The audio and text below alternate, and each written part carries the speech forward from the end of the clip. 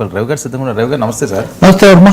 Sir ఈ రప్పారప్ప Marappa Jagan tour వారు ఈ రప్పారప్పలు ఏంటో ఆంధ్రప్రదేశ్ నుంచి తెలంగాణకు వచ్చింది, మరి ఇంకెటువైపు వెళ్తుందో ఈ రప్పారప్ప మారప్ప అని ఈ రప్పారప్ప అంటే మానేస్తే చాలా మంచిది కదా, ప్రజల్లోకి వచ్చి కలవటం మంచిదే.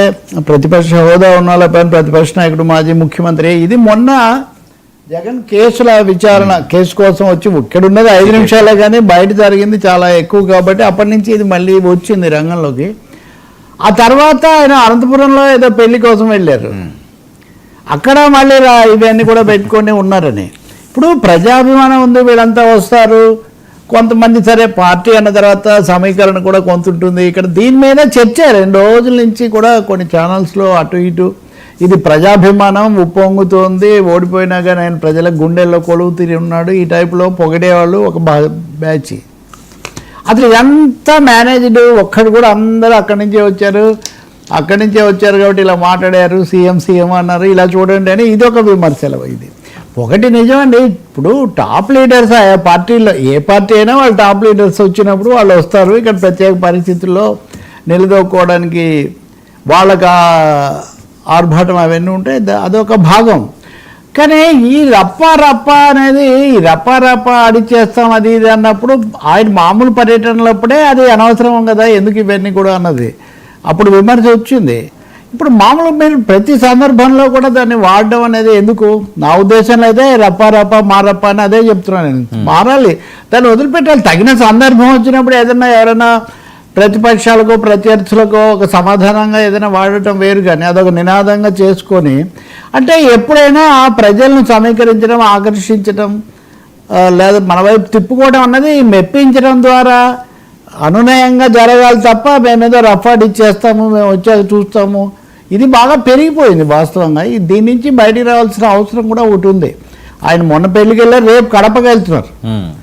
కడపకు వెళ్ళటం అన్నది కూడా చాలా ముఖ్యమే, ఎందుకంటే కడప మీద ఫోకస్ బాగా చంద్రబాబు నాయుడు పెంచారు, అన్ని పథకాలు అక్కడి నుంచే ప్రారంభిస్తున్నారు, కడపలో కొన్ని స్థానాలు కూడా బాగా గెలిచారు. ఇదంతా జరుగుతున్న సమయంలో మళ్ళీ వివేకానంద రెడ్డి హత్య కేసు తిరగదోడే ప్రయత్నం ఒకటి జరుగుతుంది. ఈ మధ్యకాలంలో బీజేపీలో చేరినప్పటికీ జగన్కు ప్రత్యర్థిగా ప్రధానంగా ఎప్పుడు మాట్లాడుతున్న ఆదినారాయణ రెడ్డి లాంటి వాళ్ళు కూడా మాట్లాడుతున్నారు. సో ఈ సమయంలో పులివెందుల పీఠము కాపాడుకోవటము, కడపలో పట్టు నిలబెట్టుకోవటం అన్నది అదొక ముఖ్యమైన అంశంగానే ఆయన పరిగణిస్తున్నట్టు కనిపిస్తుంది. అందుకే ప్రతిసారి అక్కడికి వెళ్తారు. రేపు వెళ్ళాక ఇప్పుడు మామూలుగా ఇంకెక్కడో రప్ప ఆడిస్తే ఇంక కడపలోకి వెళ్ళిన తర్వాత అది ఇంకా ఎట్లుంటుంది, ఏమవుతుంది, ఇవన్నీ కూడా ఉన్నాయి.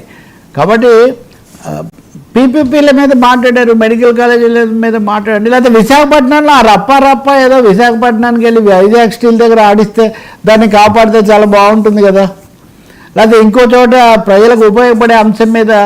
ఇప్పుడు గతంలో కూడా నేను వైసీపీ నాయకులకు చెప్పేవాడిని, మీరు రాజకీయం అన్నది ఎంతసేపటికి చంద్రబాబు నాయుడు తెలుగుదేశం వాళ్ళకి జవాబు చెప్పడం అదొక్కటైనా మీరు సానుకూలంగా పాజిటివ్గా అప్పీలింగ్గా ప్రజల మద్దతు పొందడానికి కూడా ప్రయత్నం చేయాలి కదా. కాబట్టి రెండవది కొన్నైనా దిద్దుకోవాలి కదా, ఇవేమీ చేయకుండా అంత అద్భుతం జరిగిపోయింది, మళ్ళీ జరుగుతుంది 2029లో మళ్ళీ అద్భుతం జరిగిపోతుంది, రెడీ అయిపోతుంది అనే పద్ధతిలో ఇదే ఒకటే మాట్లాడితే అది బహుశా అది కౌంటర్ ప్రొడక్టివా, అది ఏ మేరకు ఉపయోగపడుతుంది అన్నది కూడా ఆలోచించుకోవాల్సిన అవసరం ఉంటుంది. ఇక రెండవది అంటే మొత్తానికి జగన్ టూర్ అంటే టూర్ వార్ అని మనం అన్నట్టుగా జగన్ టూర్ అంటే వారు ఫైట్ అన్నది గతంలో ఉంటూ వచ్చింది. అదే ఆయన సత్తెనపల్లికి వెళ్ళినప్పుడు, లేకపోతే ఇంకో చోటుకి వెళ్ళినప్పుడు, ఇటు చిత్తూరు జిల్లాలో పరామర్శ, ఇప్పుడు హైదరాబాద్లో కూడా అదే జరిగేసరికి వాట్ ఈస్ హ్యాపెనింగ్ అని. సో ఇక్కడ ఇంకా ఎక్స్పోర్ట్ ఇదన్నీ అక్కడివన్నీ ఇక్కడికి అక్కర్లేదండి వీళ్ళకు. ఆ వాస్తవానికి నిన్న కూడా మనం అనుకున్నాం, ఈ మధ్యకాలంలో 2 రాష్ట్రాల రాజకీయాలు కలిసి నడుస్తున్నాయి, రకరకాల రూపాల్లో కలిసే ఉంటాయి కూడా. భారతదేశంలో ఉన్న అన్ని రాష్ట్రాలు ఉన్నప్పుడు ఇక్కడ 2 విడిపోయితే 2 తెలుగు రాష్ట్రాలకు ఒక్కసారిగా అన్నీ ఏమైపోతాయి, నీరు కన్నా రక్తం చిక్కన అన్నట్టుగా ఎట్లయినా కానీ తెలుగుదనం ఇక్కడ ఒకటి ఉంటుంది కదా. అందరూ ఉదాహరణకి ఇప్పుడు నిన్నెవరో అంటున్నారు, ఇప్పుడు రేవంత్ రెడ్డి మంత్రివర్గం, రేవంత్ రెడ్డి చంద్రబాబు నాయుడుకి సన్నిహితం, అది మనకు వేరే టాపిక్ ఉంది. కానీ ఆయన మంత్రివర్గ సభ్యుల్లో సగం మంది వైసీపీ, జగన్ రాజశేఖర రెడ్డికి చాలా సన్నిహితులు. సో ఇక్కడ కాంబినేషన్ ఎలా ఉంది, చంద్రబాబుకు సన్నిహితులైన ముఖ్యమంత్రి, ఆయన కూడా కాంగ్రెస్ తరఫున, జగన్మోహన్ రెడ్డికి బాగా సన్నిహితులైన పొంగులేటి శ్రీనివాసరెడ్డి అనండి, లేదా బట్టి విక్రమార్క తన పూజా మందిరంలో కూడా రాజశేఖర రెడ్డి గారు బొమ్మ పెట్టుకున్న భట్టి విక్రమార్క కానివ్వండి, ఇంకా ఇద్దరు ముగ్గురు ఉన్నారు బాగా సన్నిహితులు. కాబట్టి ఈ మిశ్రమ రాజకీయం హైదరాబాద్లో మొన్న పరాకాష్ఠకు చేరింది అనుకోవాలి. దాన్ని విధమైన ఇంకా మేమేదో చూపిస్తాం తడఖా రప్ప అనే దానికంటే కూడా చేస్తామప్ప, వస్తామప్ప, వింటామప్ప అనే పద్ధతిలోకి మార్చుకుంటే చాలా బాగుంటుంది. ఇంకా రెండోది రైతు సమస్యలు కూడా చంద్రబాబు నాయుడు మీకోసం రైతుల కోసం అన్న పద్ధతిలో ఒక కార్యక్రమం ఆయన ఈరోజు ప్రారంభిస్తున్నారు.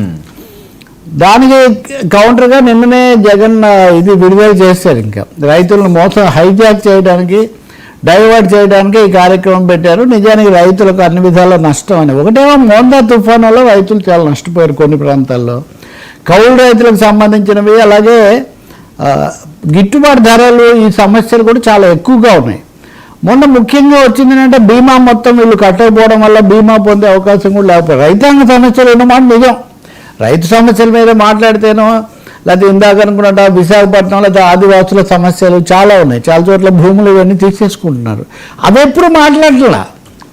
ఇప్పుడు విశాఖ ఉక్కు మీద, పోలవరం పూర్తి మీద, ఆదివాసుల పునరావాసం మీద, అనకాపల్లి నక్కపల్లిలో బల్క్ డ్రగ్ పార్క్ మీద, లేకపోతే అక్కడ కార్గో ఎయిర్పోర్ట్ పెట్టడం కోసం భూములు తీసుకోవటం మీద ఇవన్నీ జరుగుతున్నాయి. ఇవి మాట్లాడట్లేదు. అందుకే ఎవరో అంటున్నారు అన్నీ మాట్లాడినట్టే ఉంది, కానీ ముఖ్యమైన ఆర్థిక అంశాల్లో మటుకు ఇద్దరు ఏం మాట్లాడలేదు, వాటిని మటుకు సర్దుకుంటున్నారని.